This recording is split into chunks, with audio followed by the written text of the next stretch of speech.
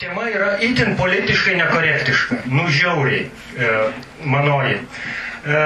Nežinau, turėčiau būti vadinamas tautos išdavikų, Kremliaus agentų arba dar kaip nors, kad galėčiau sulyginti tokį šventą praktiškai Klaipėdos prisijungimą, kurį aš vadinu aneksija, ir tą tokį brolžudišką ir niekingą Krymo aneksiją arba prisijungimą. Bet aš spjaunu į tuos tokius pavojus ir manau, kad lyginti galima viską ir tą daryti reikia. Tai pradėkim nuo mūsų mylimos Dalios. Jinai kalba tą visus metus praktiškai, yra sakiniai iš pavasario ir iš rudens. Rudenį jau jinai pradėjo vadinti teroristinėm valstybėm tas, kurios pasiunčia kariuomenę be skiriamųjų ženklų į savo nepriklausančias teritorijas. O anksčiau jinai vadino, kad tai yra tarptautinis teisės pažeidimas. Tai yra pirmas sakinys, antras sakinys jau rudens sakinys jau jisai yra sustiprėjęs. Na ir čia yra kaip preliudija tam visam dalykui, apie ką aš kalbėsiu. Aš bandysiu lyginti štai tuos, atrodo, nesulyginamus du dalykus.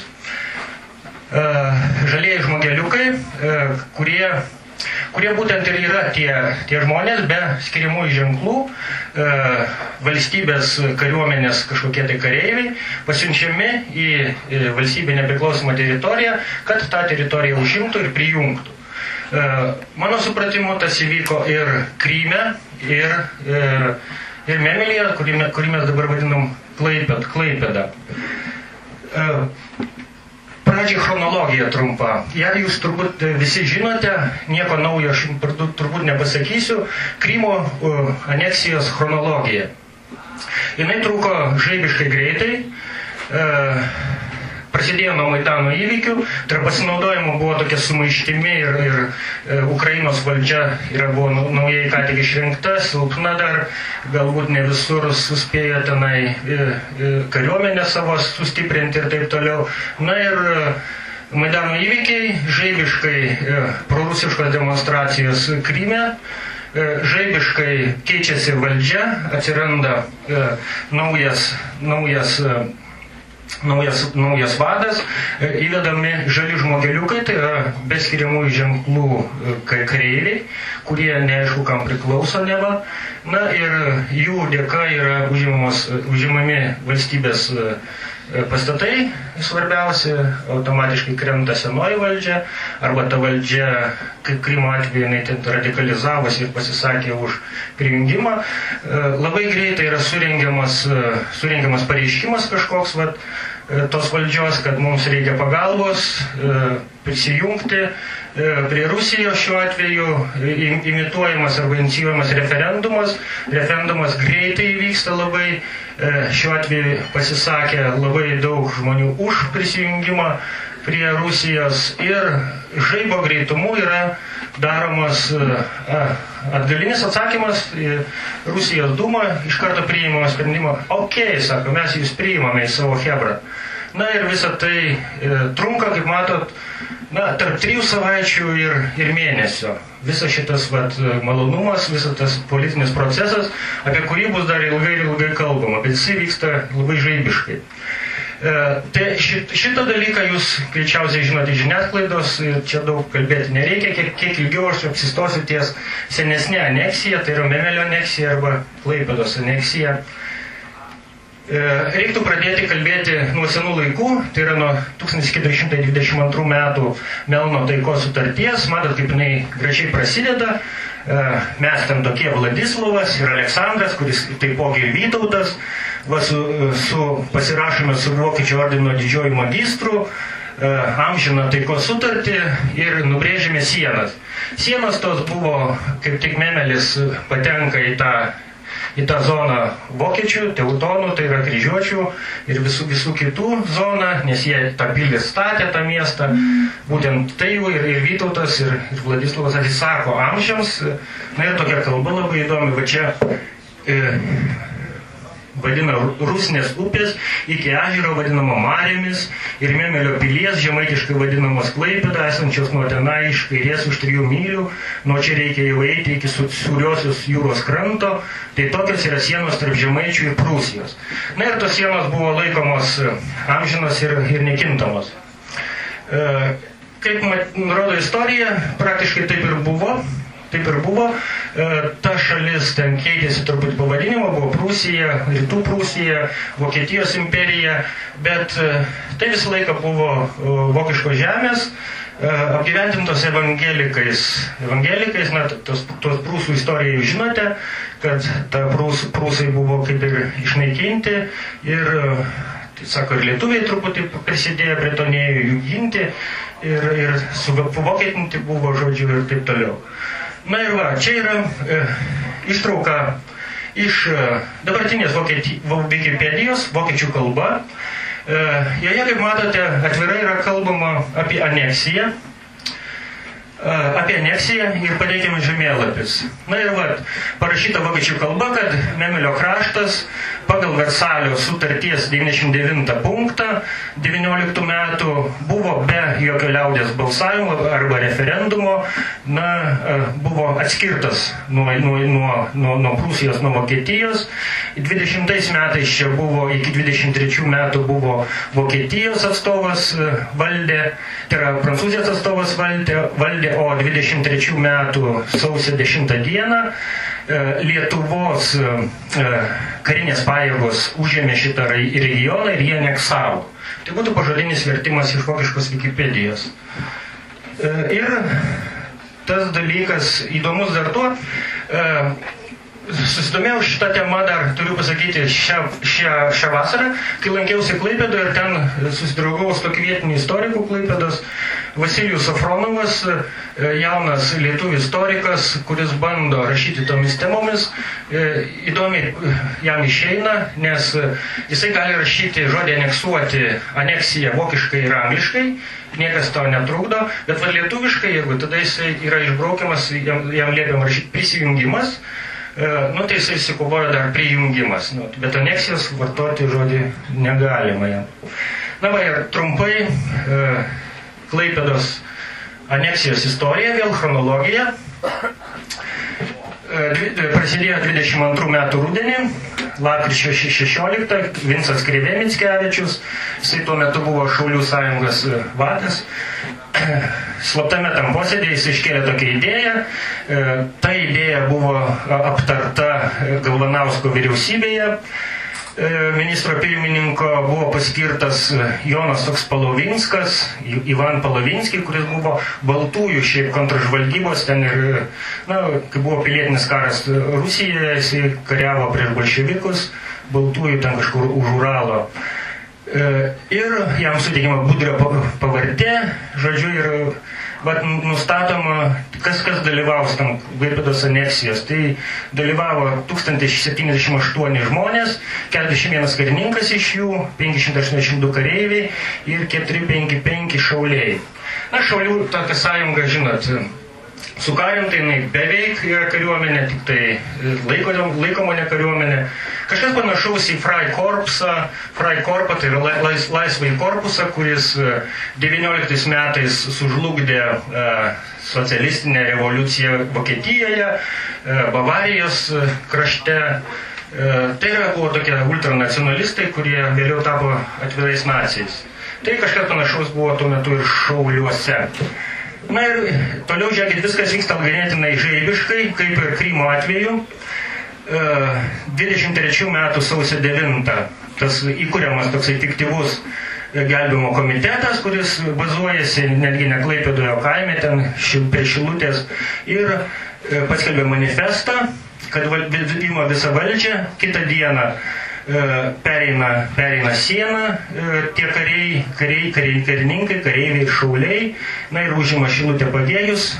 Dar kitą dieną pasinaudojama, ta visas efektas buvo tas, kad tuo metu Europoje vyko labai kiti dalykai, tokie karšti ir aštrus, na ir visas dėmesys buvo nukreiptas į Rūro baseiną, kur ten Prancūzija su Belgija irgi aneksijom užsiminėjo. Ir apie tą Klaipėdą nelabai Memelį nelabai kas kalbėjo. Taip. Klaipėdos puolimas, žūsta 2 prancūzai, 1 vokietis ir 12 lietuvių karių. Na ir pastarųjų kūnai naktį yra išvežami slapta į Kėdainius. Nes negalima parodyti, kad tai yra atvykėliai iš Didžiosios Lietuvos, kad tai ne vietiniai gyventojai, o tiesiog reguliariosios kariuomenės arba šaulių ten kažkokie atstovai.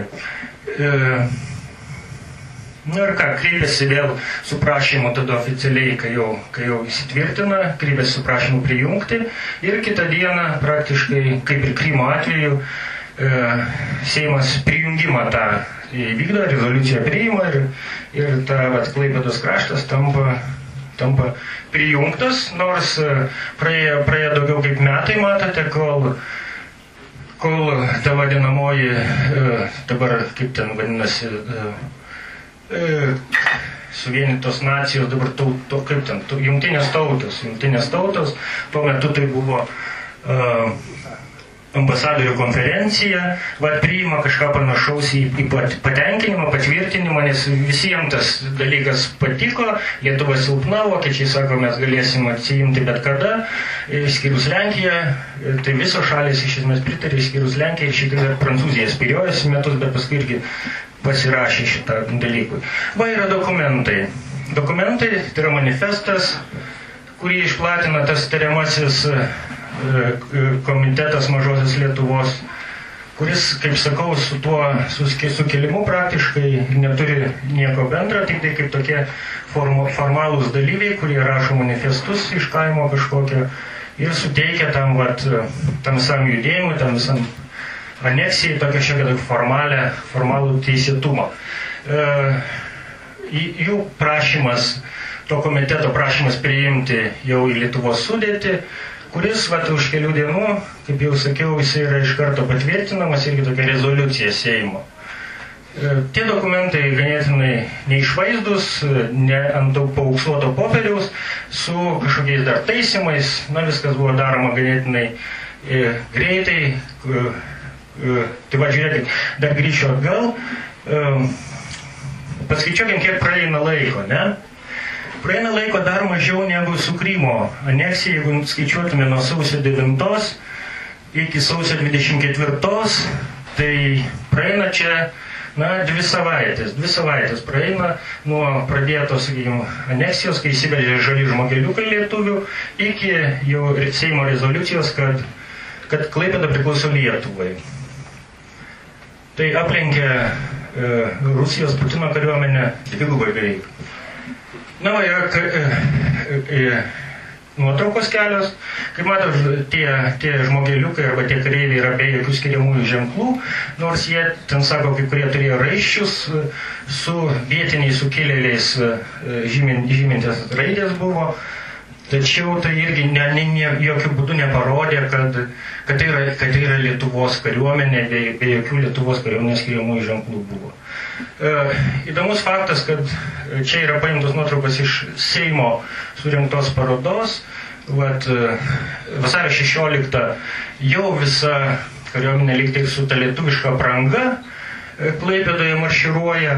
Ir šalia eina kita nuotrauka, kuri parodo, kad jau po to paradų dar tik tai kariuomenė atvažiuoja, ateina į Klaipėdą. Kažkoks čia nesutapimas, nesuderina tos ideologijos. Taip, visą tarpukarį iki 39 metų buvo praktiškai liaupsinamas Klaipėdos sukilimas, buvo leidžiamas tas Laisvoji Klaipėda laikraštis, kuriame, matot, kokiais žodžiais buvo kalbama, kad tai yra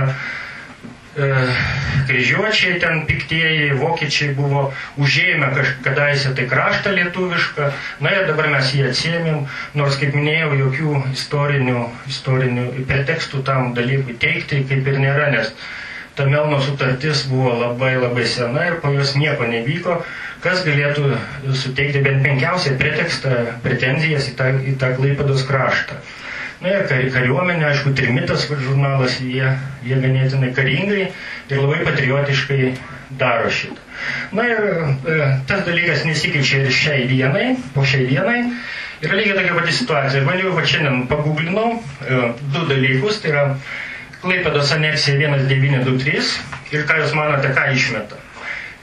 Išmeta 39 metų aneksija irgi lietuvių požiūrių. Tai yra, kai Hitlerio valdžia, Hitlerio Vokietija susigrąžino Klaipėdą arba aneksavo.